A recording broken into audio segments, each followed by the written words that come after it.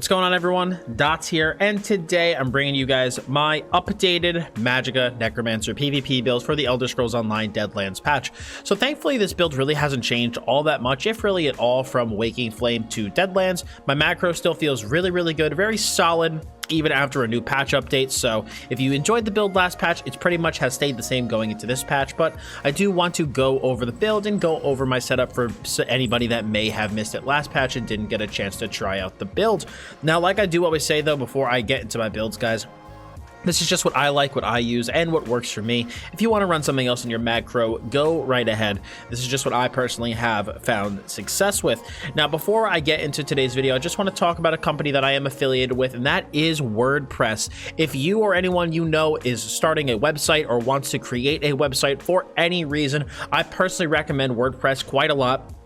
It's what I use to create my website. It's a very strong program that is easy to use, and anyone can create a site. You do not have to know how to code in order to create a website, and the websites start out completely free, and you can get more like pro tiers as you upgrade and unlock more features as you do need them for your website. So if you want a way to start a great website as well as support my channel, you can feel free to use the affiliate link in the description below and create a website for yourself with WordPress. But now, without further ado, let's get into the video today. And we're gonna kick things off with the gear, with our first set being Engine Guardian.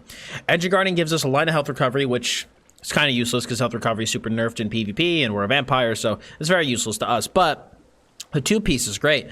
When you use an ability that costs resources, you have a 25% chance to summon a Dwemer automaton to restore 531 stamina or magicka, or 1924 health to you every half second for 6 seconds. And this can occur once every 10 seconds. Engine Guardian really offers a boatload of sustain to all three of your resource pools.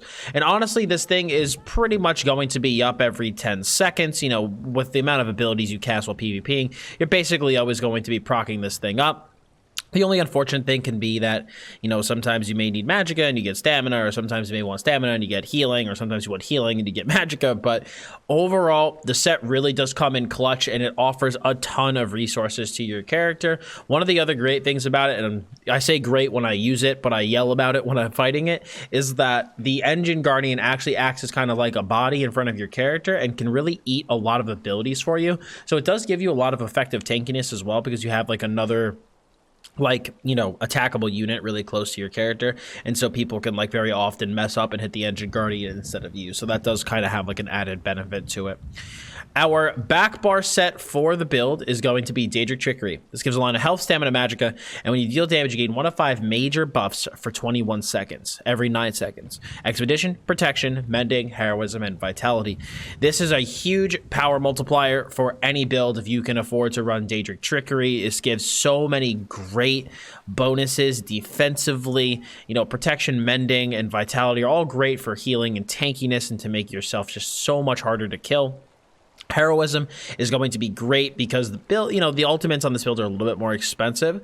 So running something like Heroism is really good to be able to make sure that we can get to those ultimates as quickly as possible. And then Expedition is really nice because even though we do use Mist Form, you know, to like defensively kite and have Expedition from that, you know, defensively, it's still really nice, I think, to have the Expedition sometimes because, you know, you don't have to necessarily always kite out of your magicka pool, or you can kite out of your stamina pool instead, or if you're like trying to keep up with people, you don't want to chase after them with Mist Form, you can actually keep up to the with them with the Expedition from Trickery.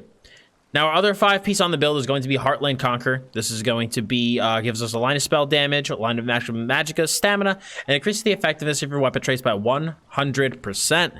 So because of that, we are able to get a huge boost to our pen from Sharpened, doubling this trait, as well as a massive boost to our healing from Powered. I really like Heartland for my MagCro. I feel like it suits the character and the class extremely well. Necros in general just have so much like base power in their builds that I feel like they could utilize a lot of sets like this. And I feel like the good thing about Heartland is that, you know, because I don't really have enough room for Major Breach in the build, unfortunately, Heartland kind of allows me to get just so much pen from my front bar Destro that, you know, I still have a respectable amount of penetration at about 10k, because without this, it would be significantly lower. So Heartland's really good for that. And plus, the good thing about Heartland is it's not only is it an offensive set, but it's also like a defensive set in a way, because it also gives us the extra boost on powered. So Heartland's an extremely versatile set. You can use it in a lot of different ways, and I really like it for the Magicka Necromancer. And then our final two piece is going to be the Master's Perfected Inferno Staff, giving us a line of spell damage, and it reduces the cost of destructive touch, which is my primary CC, by 10%, and it increases our spell damage by 600 for 4 seconds after activating it. So this is just a massive boost to our spell damage and our offensive prowess when we want it the most. Typically when you're crowd controlling your opponent, that is going to be when you want to go for your biggest burst. So because of that, you know, we can use the Master's Perfected Inferno to make sure that our spell damage is at its absolute peak when we are attacking our opponents and going for that big kill moment. Now, in terms of weights and traits and everything, we are running in 3 pieces of heavy. 1, 2, 3 pieces of heavy. We're using 1, 2, 3 pieces of light and 1 piece of medium. We have 1 reinforced. I believe I have 2 divines, and 1, 2, 3, 4... 4 impen. There we go. And then 1 reinforced. So reinforced is going to be on the heavy chest, and then 2 divines and 4 impen will get you where you want. You're going to notice on a lot of my builds, I typically do that. The 1 reinforced for 1 reinforced, 4 impen. I'm sorry, I'm like stuttering. 4 impen, and then 2 of like a trait of choice, whether it be well-fitted, divine, sturdy, etc. Enchant wise, I have 1, 2, 3 prismatics, 4 prismatics, excuse me, and then 3 Magicka glyphs. On our jewelry, we run 2 infused, 1 arcane, all spell damage across the board, and then we run a sharpened absorb Magicka glyph on our front bar and a powered berserker glyph on our back bar. Now, in terms of our abilities, our first one is going to be Elemental Weapon. Infuse your weapon with power, causing your next light attack within 2 seconds to deal an additional 7,800 magic damage and apply burning, concussion, or shield status effect. And if this power is not consumed, you restore 1,400 Magicka. My mouse keeps moving, I'm sorry. I actually really like Elemental Weapon for this build as my sample. I tried this with Force Pulse, and honestly, I feel like Ele Weapon just kind of feels a little bit better. I'm typically not a big fan of Elemental Weapon, but for the MagCro, I really do like it. I feel like it combines extremely well too with the combo that we are looking to do with this build. This is a non-harmony Necro build that's a little bit different. You know, it's like doesn't go for the big harmony bomb. Try to create something a little bit different, like I said. And I feel like Elemental Weapon just combines really well with kind of like the burst combo this build aims for, a little bit better than Force Pulse. If you don't have Ele Weapon or don't want to use it, you can use Force Pulse or the other morph that actually interrupts. I'm like blanking right now. I'm still drinking my coffee as it is. If it's not incredibly obvious, you could use the interrupting morph of Force Pulse instead of Elemental Weapon. But I personally really like Ele Weapon for the build, and I would recommend giving it a try. We also do use Stalking Blast Bones. It's going to be our big burst skill. So you summon a flaming skeleton from the ground. The skeleton runs after its target when it gets close to them, dealing 13k flame damage. Every second, the skeleton spends chasing its target. You increase the maximum damage of the explosion by 10%, up to a maximum of 50% more damage. So reading this, it's going to be incredibly obvious. We want to try to play as far away from our opponents as possible, because we want Stalking Blast Bones to be able to deal as much damage as humanly possible. And plus, a really good thing too about our crowd control, which is going to be Flame Clench. So you hit your target with flame damage, apply the burning status effect, knock them back 8 meters and stun them for 1.4 seconds. This also does give us the boost of spell damage from the Master Staff. The good thing too is that because this is a knockback, you can create some distance between yourself and your opponent so that the Blast Bones has more distance to run and it will eventually deal more damage. So you really want to try to keep your opponents far away so that you can deal as much damage with that Blast Bones, and Clench kind of helps enable that. We also run the Skeletal Arcanist. The Skeletal Arcanist is a really great source of consistent damage. So you summon the Arcanist near you that deals 3,000 shock damage to all to your enemy of choice and then all other nearby enemies. This is a really good skill for consistent pressure. It's one thing I really like about this build is that I kind of built, I think, you know, I tried to do a solid burst combo with obviously Blast Bones, our ultimate, and Ele Weapon, Flame Clench kind of boosting that up too with your spell damage. And then you also have some consistent pressure between the Burning Status effect, the Arcanist, and Degeneration, which deals 15k magic damage over 12 seconds, and this also is our source of Major Sorcery. This also does give us those Mage's Guild passives on that front bar. For my ultimate, I do use Ice Comet. So you call down a comet from the constellations to blast an enemy, dealing 16.5k frost damage to all enemies in the area, knocking them down and stunning them for 2 seconds, and reducing their movement speed by 50% for 6 seconds. After the impact, All enemies in the target area will take 5k frost damage every second for 13 seconds. So basically the goal burst combo is going to be Blast Bones, Ice Comet, and then clench. So basically when you clench your opponent, you're going to get the burst of spell damage from the Master Inferno Staff, and then by the time your opponent's actually stunned and knocked up, they'll be basically completely prepped for the Blast Bones and the Meteor to hit and deal a massive strike of burst damage. So that's basically what our goal combo is for the build. If you're playing in group play, I would highly recommend Glacial Colossus. If you're playing with like 2 or 3 VXing or something, I think the Colossus is a really good ultimate as well because you get major vulnerability, which helps out your group mates a lot. You also get a really, really fat AoE. There's, stuns too. It's just a really good ult for group play. So I would basically swap between Ice Comet and Glacial Colossus kind of based off of what your needs are. Defensively and on that back bar, our first skill is going to be Mortal Coil, which is just, oh man, it's an absolutely crazy skill for the Necromancer. Restoring 20k health over 12 seconds, tethering to a corpse. You have to consume a corpse to use it. You restore stamina over the duration and increase your healing done by 3%. So as if we didn't have enough healing amps already coming from Powered, we also get more from Mortal Coil. And this is one of the things that makes Necromancer so incredibly annoying to try and kill, because between the Engine Guardian and between Mortal Coil, like, you are going to have so much healing over time coming into your character that like other people are going to have a very tough time pushing you over with their damage, because you just can so easily out heal it. So Mortal Coil is one of the best heals in the Necromancer kit, and I definitely recommend using it. But our burst heal of choice is also going to be Resistant Flesh. This gives you a 13k heal, but applies minor defile to you for 4 seconds, reducing your healing, recedes, and health recovery by 8%. One of the great parts about this is that you grant the target spell and physical resistance equal to half the amount healed for 3 seconds. Now, one of the good things about this is because we run Powered and Mortal Coil on that back bar, we're going to be increasing the tooltip of Resistant Flesh quite a lot. So, like, when we're actually, like, dealing those, like, big heals with our spell damage and everything all amped up, so you're going to be getting a lot of resistance from Resistant Flesh. Now, even though it does give you minor defile, it's really not a big deal because of Curative Curse. While you have a negative effect on you, your healing done is increased by 8%, so it basically like offsets this, so it's really not even that big of a deal. So you could just kind of view this as a burst heal that also gives you resistance, so it's extremely good. But the granddaddy of the Necromancer kit and what makes this class so tanky and able to run a lot of offense and other things is the Spirit Guardian. So Spirit Guardian heals you with the lowest health ally around you every 2 seconds, restoring 5k health for about 16 seconds. Now, while active, 10% of the damage you take is transferred to the Spirit instead. Now, I've had some confusion about the Spirit Guardian and other builds I've made for both the Magicka and Stamina Necromancer, with people screaming at me in my comments, Dottz, there's no way you play your Necromancer with that low of resistance. There's no way, and they just preach that I'm lying and it's not possible. But they don't take into account the Spirit Guardian. The Spirit Guardian gives you a 10% boost to damage mitigation. It is a permanent major protection that exists outside of the major minor system. So I can have Spirit Guardian and major protection up at the same time. It's so much tankiness that comes from this pet. On top of it also giving you a hot, you also get other great passives from the Necromancer passive lines, like more recovery.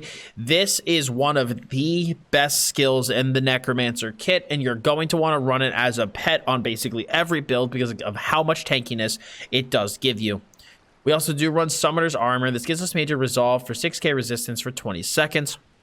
While active, you reduce the cost of the Blast Bones, Skeletal Mage, and Spirit Mender, which we use all 3 of them, by 15%. This also creates a corpse when it completes to allow us a Mortal Coil. So this is going to be really good for us, gives us more sustain off of all our pets because we do use all of them, so this is going to be our armor buff of choice. Elusive Miss is what I use for my movement skill on the build. Personally, I like Elusive Miss a little bit more than Race Against Time. I just feel like Elusive Miss is really good because it allows you to kite completely unimpeded because you can't be snared or rooted or whatever.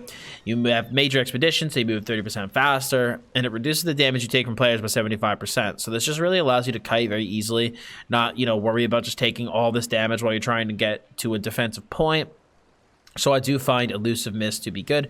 I do keep this vampire build personally at stage 1. I don't really go up to 2 or 3. I feel like my tankiness is fine. I really don't need on death, and so I'd rather kind of keep my vampire stage low just to be able to use Elusive Mist and not take too much of a sustained hit. So you don't have to run Elusive Mist if you don't want to be a vamp. You could obviously run Race Against Time, but Elusive Mist is typically my movement skill of choice for a lot of my characters, so that is why I did grab it.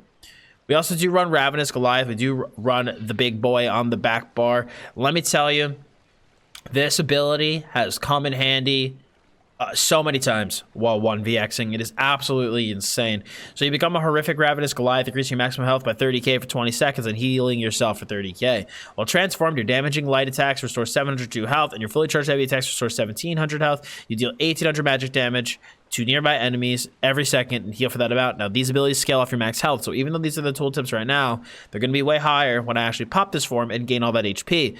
So Ravenous Goliath is just basically a immortal button, essentially, because between the healing actually like bonuses you get from like Powered and Mortal Coil, between Mortal Coil, Engine Guardian, the pet, Resistant Flesh, if you pop Ravenous Goliath and like the actual healing from the Goliath form, you're not going to die. You're just not. And so the good thing about the Goliath is that the Goliath just lets you, assuming you have all your buffs up, you can just literally go hard on people and not worry about dying. And I've gotten some seriously big 1vx's on this solely because of this ability allowing me to be able to tank out a lot of people. It's a great skill, highly recommended on the back bar, and I do enjoy it quite a lot. Now, in terms of our stats, we have 32k maximum Magicka on the front bar and the back bar. We go more for spell damage, so the Magicka I don't really feel like I need more than this. 28k maximum HP, 17k max stem, 1557 Magicka recovery with 3300 spell damage, 10k pen. We run 17k spell resist and 12.9k physical resistance with 1800 critical resistance. Now, again, I'm telling you, this is enough resistance. I know people are going to still say, like, no, it's too low. But between Trickery, between the pet, it is fine. We have the Atronach Mundus Stone, and then for food, we use the Clockwork Citrus Fillet for maximum health, health recovery, Magicka and Magicka recovery. If you can't afford this, you can use Witch Mother's Potent Brew. This is better, though, so I do recommend using it if you can afford it. In terms of our potion, I use regular old Tri-Stat pots. We just use these. I find them to be very, very good. You can potentially, if you want, use like a crit pot of some sort if you want to have the major crit buff in your kit. But personally, I really like Tri-Stat pots, so I do run those. But it's pretty much up to you whether or not you want to run Tri-Stat potions or crit potions, because our crit is pretty low. It's only, you know, a whopping 14%. So if you want to, you can feel free to make that change. Race-wise, I'm running the Breton. I really like Breton a lot. I feel like it offers a lot of sustain to the build. Lets me run Vampirism pretty much with no problems, no issues. And I find, personally, for me, I find a sustain race to be extremely good for the Necromancer. I find it to be very useful. So if you don't want to run Breton, I would also maybe recommend Imperial. You're going to have to adjust your enchants accordingly. But I personally like sustain races for the Magicka Necromancer. I find them very helpful to just be able to, you know, focus on other things. So I do think the Breton is the best for that reason. And we do run all 64 points into Magicka. Now, in terms of our champion points, we are going to be running Biting Aura. This increases the damage of your AoE attacks by 2%. So this is going to increase the damage on Blast Bones and Meteor or Goliath, which is going to be our burst. So that's why we go with Biting Aura. We also do go with Master at Arms to increase your direct damage, since basically most of our like big damaging skills are direct damage skills. And we also get a dot buff from our passive, so I'd rather go with the direct damage here. We go with Duelist Rebuff for 10% single target reduction, as well as Ironclad for 10% direct damage reduction, because this covers most of what we're scared of currently in PvP. We go with Balanced Vitality for more maximum HP. Survival Instincts, while afflicted with a status effect, your core combat skills cost 5% less, giving you 25% cost reduction. It's going to allow you to block like quite a lot on that ice staff if you want to, because this is an Inferno staff and an ice staff. I actually don't even remember if I said that this was an ice staff, but by going with Survival Instincts, it really, really, really lets you block a lot on that ice staff if you are afflicted with the status effect. We also do run Pain's Refuge. Just reduces your damage taken by 2% for every 2 negative effects on you, up to 20%. If you're playing outnumbered, this is going to give you a lot of damage mitigation, so it's extremely good. And then we also run Sustained by Suffering, which gives you 150 recovery while you're under the effects of a negative effect, which you always will be while PvPing. Now, I pretty much already kind of talked about the rotation offensively a little bit earlier. But basically, you're going to want to be maintaining on yourself Summoner's Armor, Spirit Guardian, Mortal Coil, Skeletal Arcanist, and then maintain DJ. There's a lot of buffs to maintain when you play the Necro. Lots of buffs and debuffs, so you got to maintain those 1, 2, 3, 4, 5 buffs at all times, buffs and debuffs. And then basically, you know, during like normal operation, I guess, you're going to be just light attack LA weapon, blast bones every time you're able to. Light attack LA weapon, blast bones, light attack LA weapon, blast bones. And then when you are ready to go for that big burst, you do the blast bones, comet, clench, light attack LA weapon, and then like all that shit's gonna, you know, deal a lot of damage simultaneously, and you're gonna kill your opponents. Defensively, your goal basically is to just, if you know, like the thing is that you're gonna have so much like passive healing coming in from Coil and Guardian that like basically defensively, if you feel yourself getting pressured, just like go on your back bar, block, and plus resistant flesh, and you'll be good to go. And if you need to kite for some reason, just use Elusive Mist, and then you can drop another corpse with Summoner's Armor, Spirit Guardian, or the Arcanist, recoil, and then you'll pretty much be good to go. Obviously, you're going to want to use Comet offensively and the Goliath defensively. But guys, I think that's pretty much it. The Necromancer is all done. Necromancer's been fun. Build's still been holding up since Waking Flame, which makes me extremely happy.